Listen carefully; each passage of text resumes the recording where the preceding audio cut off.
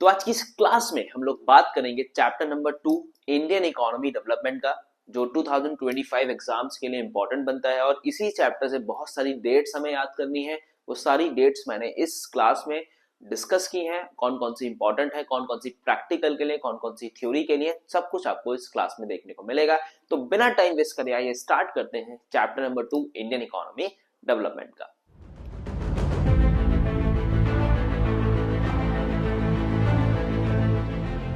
और अच्छे से बेहतर परफेक्ट तरीके से बनाना है। तो मिलते हैं नेक्स्ट क्लास।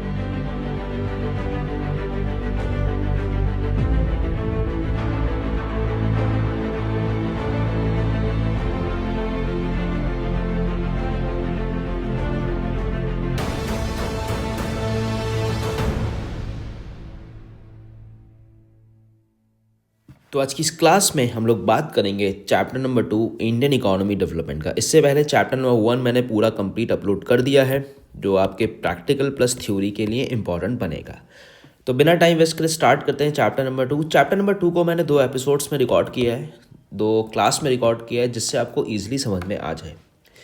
तो स्टार्ट करते हैं, जिसका नाम है इंडियन इकोनॉमी 1950 और 1990। इस चैप्टर में भी मैं आपको ये बताऊंगा प्रैक्टिकल प्लस थ्योरी दोनों के लिए कौन कौन से इंपॉर्टेंट टॉपिक बनेंगे और कौन कौन सी चीज़ों पे आपको बहुत ज़्यादा ध्यान देना है ये चैप्टर पढ़ते वक्त। ठीक है, तो सबसे पहले यहाँ पे बताया गया है इकोनॉमिक सिस्टम। इकोनॉमिक सिस्टम क्या होता है? इकोनॉमिक सिस्टम का मतलब होता है किसी भी इकोनॉमी को सिस्टम में चलाना।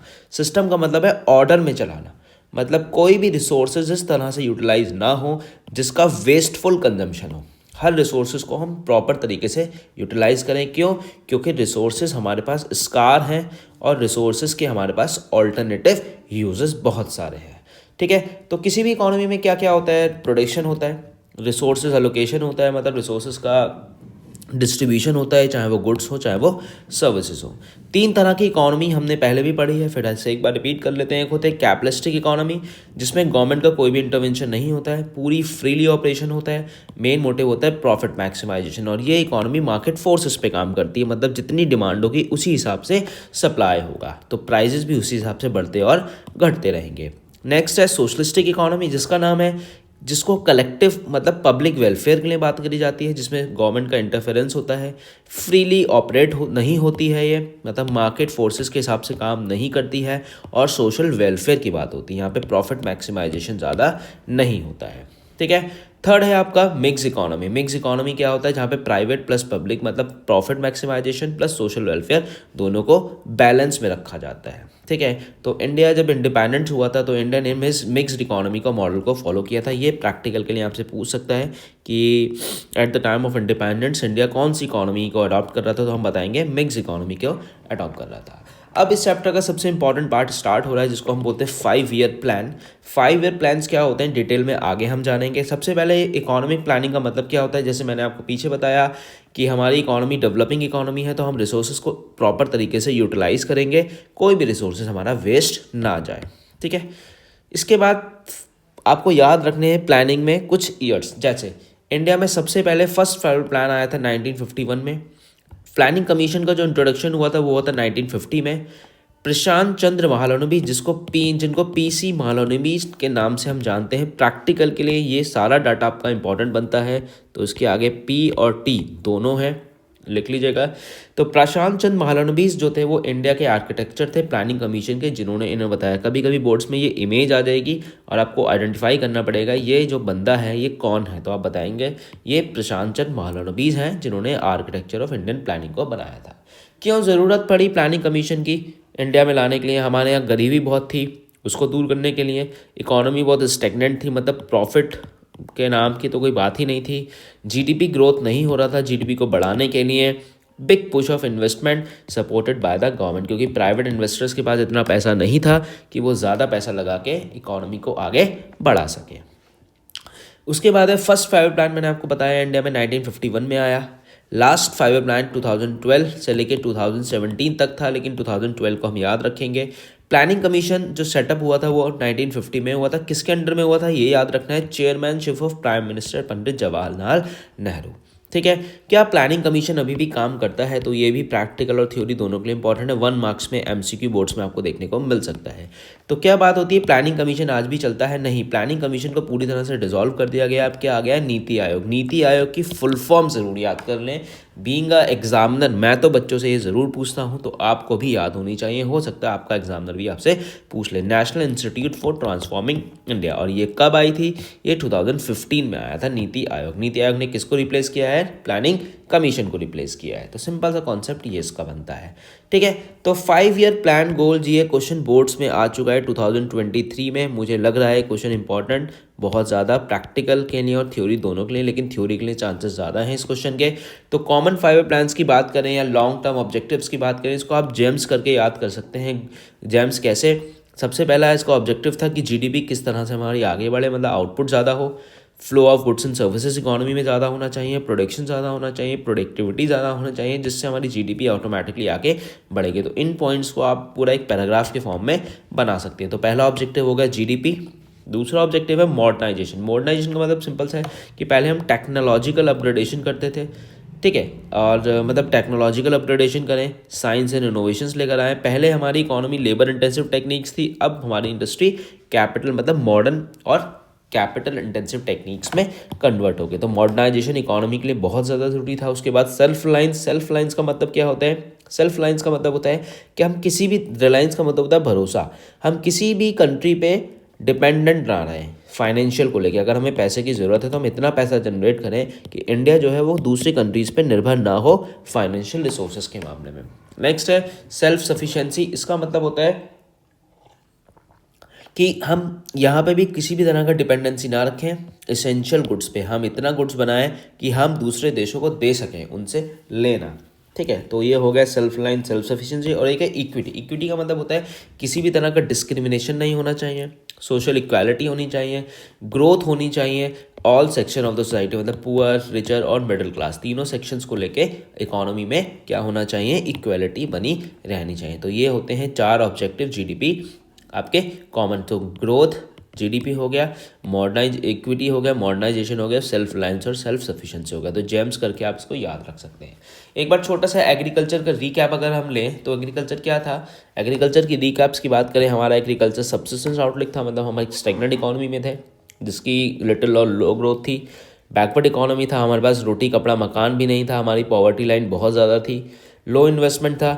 और हमारे ब्रिटिशर्स जो थे, नॉट हमारे ब्रिटिशर्स, जो ब्रिटिशर्स थे उन्होंने हमें फोर्स कॉमर्शलाइजेशन, इंडिगो वगैरह का प्रोडक्शन करना ज़्यादा स्टार्ट कर दिया, ठीक है। इसके बाद हम बात करते हैं रिफॉर्म्स, जिसका सबसे इंपॉर्टेंट बनता है लैंड रिफॉर्म। लैंड रिफॉर्म का ऑल्टरनेटिव नेम होता है इंस्टीट्यूशनल रिफॉर्म। इसका मतलब क्या होता है? लैंड रिफॉर्म भारत में लेके आए जिससे जो एग्रीकल्चर है, जो फार्मर्स है, उनको थोड़ा सपोर्ट हो सके। जैसे लैंड रिफॉर्म्स के आने के बाद एबोलिशन ऑफ इंटरमीडिएटरी। इंटरमीडिएटरी कौन है? ज़मींदार, जो फार्मर्स को बहुत ज़्यादा परेशान करते थे। तो गवर्नमेंट ने एक्सप्लोटेशन ख़त्म करने के लिए एबोलिशन ऑफ इंटरमीडिएटरीज किया। एक्सप्लोटेशन मतलब होता है शोषण, ठीक है। Give incentive to the cultivators to improve land. और जो फार्मर में एक्चुअल फार्मर्स में काम वहाँ पे फार्मिंग करते थे उनको गवर्नमेंट ने इंसेंटिव देना शुरू करा, ठीक है। Regulation of land. सपोज मेरी लैंड है तो मैं मनमानी नहीं कर सकता। क्या करूँगा मैं? जो रेंट गवर्नमेंट ने डिसाइड किया, जैसे 1/3, तो उसी के हिसाब से क्रॉप की वैल्यू का 1/3 ही, जैसे 1 लाख रुपए की क्रॉप हुई तो 30,000 रुपये ही मैं क्या कर सकता हूँ? उनसे ले सकता हूँ। तो गवर्नमेंट ने रूल्स और रेगुलेशंस को भी आगे बढ़ा दिया, ठीक है। तो ये एक एपिसोड में मैंने रिकॉर्ड कर दिया, सेकंड एपिसोड में मैं हाथों हाथ बता देता हूँ आपको, जिसमें हम बात करेंगे एग्रीकल्चर का रिकैप हमने ले लिया। एग्रीकल्चर प्रोडक्टिविटी हमारी कम थी, प्रोडक्शन कम था, इन्वेस्टमेंट कम था, स्मॉल एंड स्कैटर्ड होल्डिंग था, सबसिस्टेंस आउटलिंक था, फोर्स कॉमर्शलाइजेशन ऑफ एग्रीकल्चर था। इस पीछे हमने सब कुछ पढ़ लिया, ठीक है। उसके बाद हुआ क्या? एक बहुत बड़ा चेंजेस आया। प्रैक्टिकल प्लस थ्योरी, ये दोनों इंपॉर्टेंट टॉपिक्स हैं। इसमें क्या चेंजेस हमें देखने को मिला? सबसे पहले इसमें चेंजेस देखने को मिला, गवर्नमेंट हमारी रिफॉर्म्स लेकर आई। जैसे लैंड रिफॉर्म्स हमने पीछे पढ़ा, ऐसे ही एक टेक्निकल रिफॉर्म जिसमें हम हाई ईल्ड वैरायटी सीड्स की बात कर रहे हैं। हाई ईल्ड वैरायटी सीड्स, ये क्या होता है? इसमें सबसे इंपॉर्टेंट बनता है ग्रीन रेवोल्यूशन। ये तो भैया आप पढ़ लें बहुत अच्छे से। लैंड रिफॉर्म्स मैंने आपको पीछे समझा दिया, ये जो अभी सीलिंग और लैंड होल्डिंग समझाया मैंने। उसके बाद हम बात करेंगे टेक्नोलॉजिकल रिफॉर्म्स की। टेक्नोलॉजिकल रिफॉर्म्स क्या होते हैं? टेक्नोलॉजिकल रिफॉर्म्स का जब भी नाम आएगा तो आप ग्रीन रिवोल्यूशन याद रखना। ग्रीन रिवोल्यूशन, हरित क्रांति जिसको हिंदी में बोलते हैं। और ये टॉपिक 2025 बोर्ड्स के लिए बहुत ज़्यादा इंपॉर्टेंट है। प्रैक्टिकल और थ्योरी दोनों में ये क्वेश्चन पूछे जा सकते हैं। तो ग्रीन रेवोल्यूशन का मोटिवेशन क्या था इनके पीछे लाने के लिए, जिससे हमारा एग्रीकल्चर बढ़े, हाई ईल्ड वैरायटी सीड्स की वैरायटी बढ़े, इरिगेशन टेक्नोलॉजी अच्छी हो और हम अपने फूड ग्रेन्स में सेल्फ सफिशिएंट बन जाएं। तो ग्रीन रेवोल्यूशन के कुछ ये पॉइंट्स थे। एलिमेंट्स क्या थे ग्रीन रेवोल्यूशन के? ग्रीन रेवोल्यूशन के थोड़े से और बारे में मैं आपको आगे बताता हूँ। HYV सीड्स क्या होता है? हाई ईल्ड वैरायटी सीड्स, जो ऐसे सीड्स थे जिससे प्रोडक्शन और प्रोडक्टिविटी बहुत तेज़ी से इंक्रीज हुई। In the kharif crop India adopt HYV programme for the first time. कब हुआ था? 1965 के अप्रॉक्स हुआ था, ये डेट आपको याद रखनी है। HYV seeds gain popularly for wheat, rice, मेज, ज्वार, कॉटन एक्सेट्रा। तो जब स्टार्टिंग में HYV सीड्स का इंट्रोडक्शन हुआ था तो इन सीड्स के लिए सबसे ज़्यादा आगे बढ़ा था। अब सीड्स अच्छे थे तो फसल अच्छी हो रही थी, जिसके लिए हमें केमिकल्स का यूज़ पड़ा, इंसेक्टिसाइड और पेस्टिसाइड, जिससे फसल हमारी प्रोटेक्ट रहे कीड़ों मकोड़ों से। ठीक है, तो उसके बाद है आपका, अब इसको दो फेजेस में लाया गया। किसको लाया गया? याद रखना कि ग्रीन रेवोल्यूशन को हम दो फेज में लेकर आए। ग्रीन रेवोल्यूशन के दो फेजेस कौन कौन से थे? पहला फेज ये और सेकंड फेज ये था। पहले फेज में क्या था? जो ग्रीन रेवोल्यूशन था वो बहुत ही, उसके जो सीड्स थे बहुत रिस्ट्रिक्टेड थे, जैसे वीट, राइस, इन सबको थे, और बहुत ही लिमिटेड स्टेट्स में थे, जैसे पंजाब, आंध्र प्रदेश, तमिलनाडु एक्सेट्रा। तो वीट, राइस पे था। बट 70s और 80s में क्या हुआ? ग्रीन रेवोल्यूशन स्प्रेड हुआ, बहुत सारे सीड्स में भी स्प्रेड हुआ और सीड्स के साथ साथ बहुत सारे स्टेट्स में भी ग्रीन रेवोल्यूशन आगे बढ़ना शुरू कर दिया, जैसे पंजाब, हरियाणा, उत्तर प्रदेश, मध्य प्रदेश, झारखंड, बिहार, इन सब जगह भी ग्रीन रेवोल्यूशन का सेकंड फेज आना लगा। ठीक है, अब गेन्स क्या हुआ इसके? Market surplus. मार्केट सरप्लस का मतलब क्या हुआ? जब ग्रीन रेवोल्यूशन बढ़ा तो उसके बाद क्या हुआ? क्रॉप का प्रोडक्शन बढ़ गया। क्रॉप का प्रोडक्शन बढ़ा जिसकी वजह से प्रोडक्टिविटी हमारी इंक्रीज हो गई।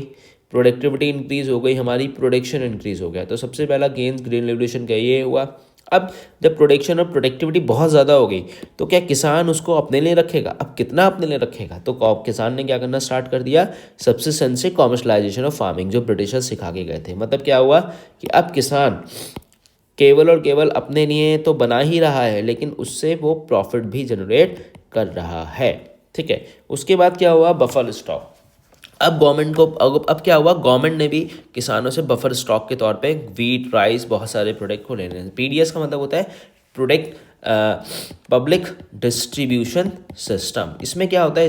सपोज किसानों से गवर्नमेंट ने सस्ते माल में प्रोडक्ट को खरीदा और फिर गवर्नमेंट क्या करती थी? बफर स्टॉक मेंटेन करके रखती थी। सपोज इस साल मैं आपको बताऊं एग्जाम्पल के तौर पे 2023-24 में गवर्नमेंट ने बहुत सारा स्टॉक करके खरीद के रख लिया किसानों से। हो सकता है 2024 या 25 में कुछ ऐसी प्रॉब्लम आ जाए जो वीट और राइस, फ्लड आ जाए, कोई भी नेचुरल क्लैमिटीज आ जाए, तो यहाँ से वो स्टॉक निकालते हैं और अपने लोगों में डिस्ट्रीब्यूट कर देते हैं। तो ये होता है बफर स्टॉक। क्लियर हुआ? तो इतना ज़्यादा प्रोडक्शन होने लगा, इतना ज़्यादा ग्रीन रेवोल्यूशन के बाद, तो हम लोग अपने स्टॉक में भी रखने लगे चीज़ों को, हम भी रखने लगे और गवर्नमेंट हमसे खरीद के भी रखने लगी। ठीक है, अब एक डिबेटेबल टॉपिक बनता है और ये प्रैक्टिकल और थ्योरी दोनों के लिए इंपॉर्टेंट बन जाता है। प्रैक्टिकल के लिए ज़्यादा बनता है। कोई आपसे पूछे कि एग्रीकल्चर जो सब्सिडी है वो एक वर्च्यू है, मतलब फेवर में है, या वाइस है, मतलब अगेंस्ट में है। अब कुछ लोग कहते हैं सर एग्रीकल्चर सब्सिडी मिलनी चाहिए, कुछ लोग कहते हैं नहीं मिलनी चाहिए। अब कुछ लोग कैसे कहते हैं? जैसे गवर्नमेंट कहती है कि huge burden of government finance. अब लोग कहते हैं कि गवर्नमेंट हमसे टैक्सेस भी तो ले रही है, जब टैक्सेस बढ़ा रही है तो सब्सिडीज़ देने में उसको क्या प्रॉब्लम है? सीधी सी बात है भाई, गवर्नमेंट टैक्सेस बढ़ा रही है तो वो सब्सिडी के तौर पे सब्सिडी भी तो बढ़ाएगी।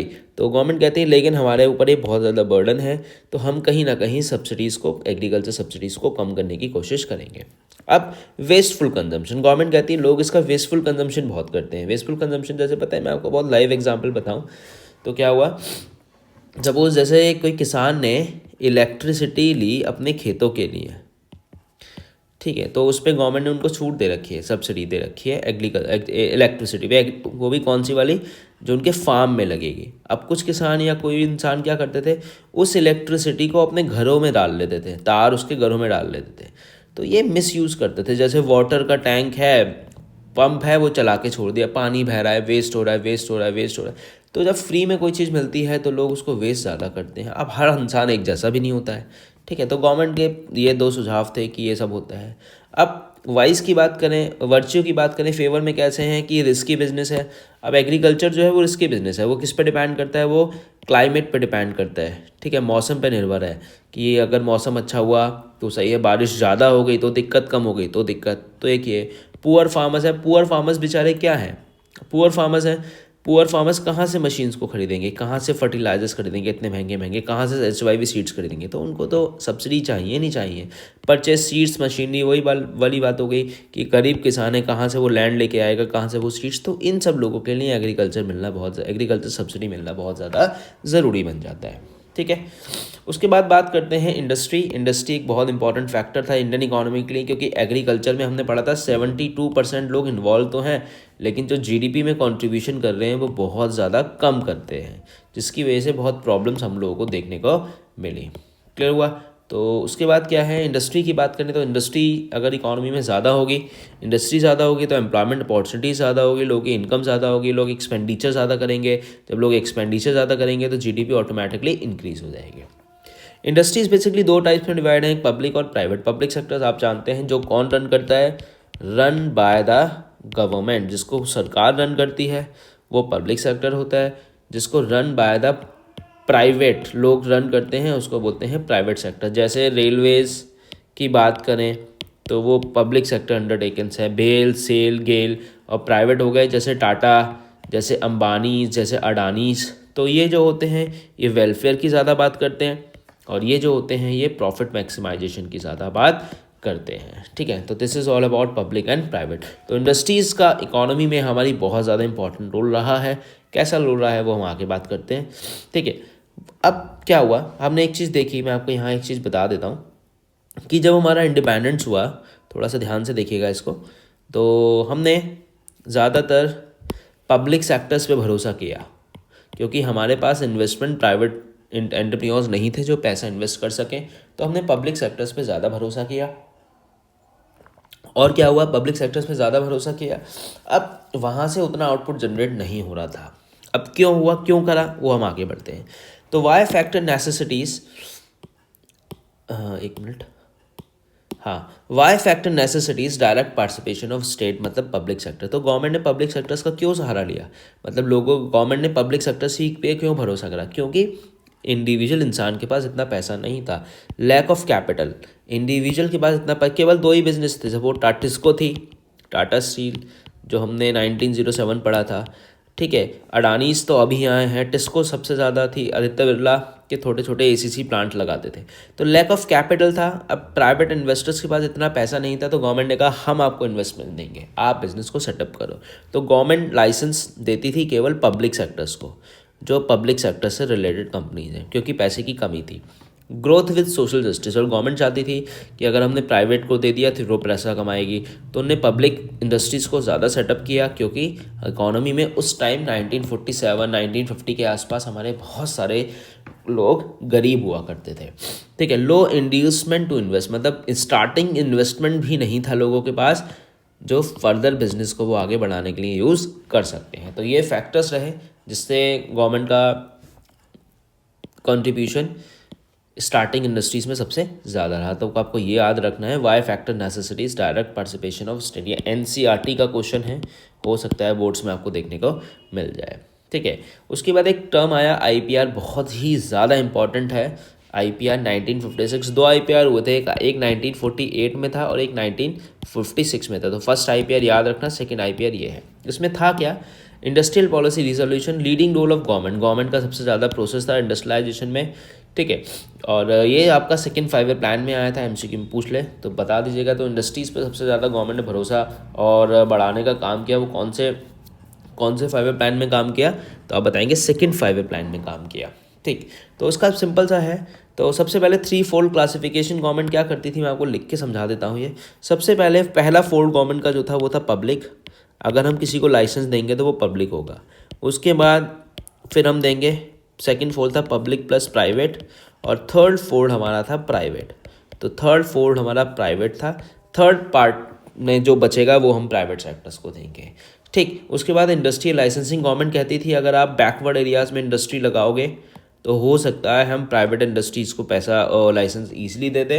क्यों, क्योंकि उनको रूरल डेवलपमेंट करना था। रूरल डेवलपमेंट का मतलब क्या है, गाँव का विकास, विलेजेस का विकास करना था। अगर आप बैक इंडस्ट्रीज़ में या रूरल एरियाज़ में कुछ इंडस्ट्रीज़ को सेटअप करते हैं तो गवर्नमेंट आपको बहुत सारी रीबेट्स देती है और सबसे पहले आपको ईजिली लाइसेंस मिल जाएगा, ठीक है।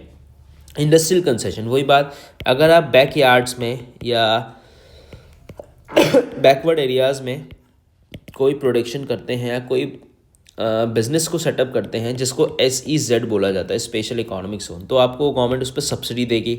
सब्सिडी कैसे दे देगी? आपको इलेक्ट्रिसिटी पे सब्सिडी दे देगी, बिल आपका सपोज 1 साल के लिए बिल माफ़ कर देगी, ठीक है। आपको वाटर में सब्सिडी देगी, आपको रजिस्ट्रेशंस ईजिली मिल जाएंगे सब चीज़ों के, लैंड रजिस्ट्रेशन, वाटर रजिस्ट्रेशन, बहुत सारे। तो ये सब कंसेशन का पार्ट था। ये कब मिलेगा? जब आप किसी अपनी इंडस्ट्रीज़ को बैकवर्ड या किसी ऐसे रीजन्स में लगाएंगे जहाँ का अभी बिल्कुल भी विकास नहीं हो पाया है। अब देखो कैसे, क्यों गवर्नमेंट कह रही है? गवर्नमेंट इसलिए कह रही है, सपोज कहीं इंडस्ट्री आपने लगाई एक ऐसे एरिया में जहाँ पे बिल्कुल भी विकास नहीं है, ठीक है। अब आपने इंडस्ट्री लगा के क्या हुआ? वहाँ पे छोटे मोटे चाय की दुकान खुली, पान बीड़ी सिगरेट की दुकान खुली, वहाँ पे फिर रोड्स आई, धीरे धीरे रोड्स बननी स्टार्ट हो गई। लोगों ने अब इंडस्ट्रीज़ में गांव में बहुत दूर दूर के लोग आते थे, तो उन्होंने यहाँ पे छोटे छोटे घर बनाने स्टार्ट किए, लोगों ने रहना शुरू कर दिया। तो लोगों ने रहना शुरू करा तो गवर्नमेंट ने और थोड़ा सा रोड्स को डेवलप किया, तो धीरे धीरे करके ये एरिया ऑटोमेटिकली क्या हो जाएगा? डेवलप हो जाता है। तो इंडस्ट्रियल कंसेशन इसलिए सबसे ज़्यादा बैकवर्ड रीजन्स में गवर्नमेंट ने देना शुरू किया। तो इसमें एक इंडस्ट्रियल कंसेशन की बात आई तो एक वर्ड आपको याद रखना, IPR 1956, इंडस्ट्रियल पॉलिसी रिजोल्यूशन 1956 होता है, ठीक है। उसके बाद हम बात करें, इंपॉर्टेंट टॉपिक बनता है SSI, small scale industries. Small scale industries क्या होता है? स्मॉल स्केल इंडस्ट्रीज़ बेसिकली होता है आपका जहाँ पे कम इन्वेस्टमेंट होता है, नाम से समझ में आ रहा है। जब ये अर्लियर स्टैब्लिश हुआ था 1951 में, तो उसका इन्वेस्टमेंट केवल 5 लाख था, और आज के टाइम में इन्वेस्टमेंट की बात करें तो 10 करोड़ और 50 करोड़ टर्नओवर होना चाहिए। उस इंडस्ट्री को हम लोग स्मॉल स्केल इंडस्ट्रीज़ बोलेंगे। इसका ओरिजिन क्या हुआ? सिंपल सा, रूरल एरियाज़ को डेवलप करने के लिए हुआ। इसके लिए एक कमेटी बनी थी, बहुत इंपॉर्टेंट है, कई बार बोर्ड्स में एक आई है, याद रखना, करवे कमेटी या कार्वे कमेटी। इसका स्टैब्लिशमेंट 1955 में हुआ। इसको village and small scale industries committee भी बोला जाता है। कभी आपसे प्रैक्टिकल में पूछ ले, आप बता ना पाएँ और आपको पता हो, तो याद रखना, स्मॉल स्केल इंडस्ट्रीज़ के इन्वेस्टमेंट बहुत इंपॉर्टेंट है। पहले कितने थे और अब कितने हैं, इसका ओरिजिन क्यों हुआ था, इसके अंदर कौन सी कमेटी बनती है? करवे कमेटी, जो 1955 में village and small scale industries committee नाम से भी जानी जाती है। आपको याद रखना है स्मॉल स्केल इंडस्ट्रीज़ में। इसके 3 सिंपल से कैरेक्टरिस्टिक है, टिपिकल कैरेक्टरिस्टिक बोल सकते हैं। अब लेबर इंटेंसिव टेक्निक्स है, क्यों? क्योंकि यहाँ पे मशीन का यूज़ क्या है? कम है, तो लेबर यूज़ ज़्यादा है, तो इसलिए इसको लेबर इंटेंसिव टेक्निक्स बोला जाता है, ठीक है। उसके बाद लोकेशनल फ्लैक्सिबिलिटी, इतनी मशीनें नहीं है तो आप कभी भी एक जगह से दूसरी जगह इसको ट्रांसफ़र कर सकते हैं। जैसे सपोज़ आपका मुरादाबाद में, दिल्ली में आपने प्लांट लगाया, नहीं चल रहा है, तो आप क्या करोगे? कहीं और शिफ्ट कर लो जहाँ आपको लग रहा है डिमांड है आपके प्रोडक्ट की, और इसमें कम इन्वेस्टमेंट में, ज़्यादा इन्वेस्टमेंट की इसमें ज़रूरत नहीं पड़ती है स्मॉल स्केल इंडस्ट्रीज़ में। तो 3 टिपिकल कैरेक्टरिस्टिक्स आपको याद रखने हैं। सबसे पहला लेबर इंटेंसिव टेक्निक्स है, लोकेशनल फ्लैक्सिबिलिटी है, उसके बाद स्मॉल इन्वेस्टमेंट है, ठीक है। अब हम बात करते हैं ट्रेड। ट्रेड का मतलब होता है व्यापार। कैसे हम ट्रेड करेंगे? तो ट्रेड के लिए गवर्नमेंट ने 2 टर्म्स यूज़ करी, इंपोर्ट सब्स्टिट्यूशन और एक्सपोर्ट प्रमोशन। इंपोर्ट सब्स्टिट्यूशन का मतलब क्या होता है? इंपोर्ट सब्स्टिट्यूशन और एक्सपोर्ट प्रमोशन अगर हम देखें तो यहाँ पे गवर्नमेंट आपसे क्या कह रही है? गवर्नमेंट आपसे कह रही है कि अब हम क्या करेंगे? एक वर्ड आपने सुना होगा गवर्नमेंट का, अब हम आत्मनिर्भर हो गए हैं, हम वोकल फॉर लोकल की बात करेंगे, ठीक है। तो क्या हुआ? इंपोर्ट सब्स्टिट्यूशन, जो गुड्स आप इंडिया में US या चाइना से मंगा रहे थे, ठीक है, चाइना आपको दे रहा था, आपका फॉरेन करेंसी बाहर जा रहा था, तो गवर्नमेंट ने कहा इंपोर्ट सब्स्टिट्यूट करो, जो आप बाहर से बना रहे हैं वो अपने इंडिया में बनाओ, जिससे क्या होगा? हमारे पास फॉरेन करेंसी बचेगा, और जो आप इंडिया में बना रहे हो उसे बाहर बेचो, एक्सपोर्ट को प्रमोशन। तो इंपोर्ट सब्स्टिट्यूशन समझ में आया। सपोज आप एक मोबाइल फ़ोन है जो बाहर का यूज़ कर रहे हैं, चाइना से मोबाइल फ़ोन बन के आ रहा है, तो उसकी जगह ले आपको डॉलर देना पड़ रहा है। नहीं, एक तो हमारे पास वैसी फॉरेन करेंसी का, मैं याद है आपको, 200 करोड़ का रिजर्व, जिसमें से 115 करोड़ गोल्ड है और 85 करोड़ फॉरेन करेंसी। अगर हम इंपोर्ट सब्स्टिट्यूशन करेंगे तो फॉरेन करेंसी हमारी क्या होगी? सेव होगी, और एक्सपोर्ट प्रमोशन करेंगे तो फॉरेन करेंसी भारत में आएगी। तो गवर्नमेंट इसलिए इंपोर्ट सब्स्टिट्यूशन और एक्सपोर्ट प्रमोशन को ज़्यादा बढ़ावा दे रहा है। So this is all about chapter number 2। I hope आपको समझ में आया होगा। अगर हम कंक्लूजन की बात करें तो हमने इसमें पढ़ा टाइप्स ऑफ इकोनॉमी आपको पढ़ना है, 5 ईयर प्लान्स आपको पढ़ना है, गोल्स GEMS याद आया, GDP growth, equity, modernisation, self reliance और सेल्फ सफिशिएंसी। टेक्निकल रिफॉर्म्स में HYV शीट्स बहुत अच्छे से पढ़ना है। ग्रीन रिवोल्यूशन, हाँ ग्रीन रिवोल्यूशन में आपको एक चीज़ बताना भूल गया मैं, बहुत इंपॉर्टेंट भैया। ग्रीन रिवोल्यूशन के फादर कौन है इंडिया में? ग्रीन रिवोल्यूशन के फादर इंडिया में है MS स्वामीनाथन, याद रखना ये, ठीक है। और ग्रीन रिवोल्यूशन इंडिया में 1965 में पकड़ में आया था। बहुत अच्छे से इन्होंने HYV सीट्स का आगे बढ़ाना काम किया था, ठीक है। तो एग्रीकल्चर सब्सिडी मैंने आपको समझा दिया। IPR का ईयर मैंने आपको समझा दिया। बताओ कौन सा IPR का ईयर है? 1956, वेरी गुड। और सेकंड कौन सा है? 1948, ठीक है। एक्सपोर्ट प्रमोशन, इंपोर्ट सब्सिडिशन मैंने आपको बता दिया। 5 ईयर प्लान्स में ना कुछ डेट्स याद कर लेना, मैं आपको फिर से बता देता हूँ। जैसे 1951 इंपॉर्टेंट है, first 5 year plan. 1950 planning commission establish हुआ था। Last 5 year plan 2012। NITI Aayog की फुल फॉर्म जो 2015 में आई थी, ये आपको याद रखना है। और एक 312 का गैप है जो मैंने आपको बताना भूल गया। वैसे 5 ईयर प्लान्स का पूरा चार्ट है, मैं आपको दिखा दूंगा। तो उसके बाद क्या है इसमें, 1966 से लेके 1969 तक एक ईयर है। इसको 3:1:2, जिन बच्चों को मैंने पढ़ाया उनको याद होगा ये। उसके बाद क्या है, 1979 से लेके 1980 तक एनुअल प्लान बना था। फिर 1990 से लेके 1992 तक एक एनुअल प्लान बना था। तो ये 3 एनुअल प्लान है। ये 3 साल का गैप है, ये 1 साल का गैप है, और ये 2 साल का गैप है। तो ये आपको डेट्स आपको याद रखनी है, इंपॉर्टेंट डेट्स है। और कुछ चीज़ छूट गई हो तो आप मुझे कमेंट करके बताएं, और मुझे इंस्टाग्राम पे मैसेज कर सकते हैं। अगर आपको इस चैप्टर के नोट्स चाहिए तो आप मुझे यहाँ पे जाके स्कैन कर सकते हैं। और आपको वीडियो कैसी लगी मुझे सब्सक्राइब करके बताएं। वन शॉट टाइप से एक वीडियो है, लेकिन इसमें मैंने आपको सब कुछ समझाया है डिटेल्ड में। अगर अभी भी आपको कोई डाउट है तो आप मुझे कमेंट करके बता सकते हैं। मिलते हैं थर्ड चैप्टर में। Thank you so much for watching me. So finally chapter number 2 यहाँ पे ओवर हो गया है। आई होप आपको क्लास अच्छी लगी हो। क्लास में बहुत सारी चीजें प्रैक्टिकल और थ्योरी दोनों के लिए समझ में आई हो। अगर आपको समझ में आई हो या कोई भी आपका डाउट है तो आप मुझे कमेंट करके बताएं, और अपने दोस्तों के साथ इस वीडियो को शेयर करें, क्योंकि आने वाले चैप्टर्स, अपकमिंग चैप्टर्स के नोटिफिकेशन उनको मिलते रहे, जिससे उनके एग्जाम में उनको हेल्प मिले। तो चलिए मिलते हैं चैप्टर नंबर 3 के साथ। Thank you so much.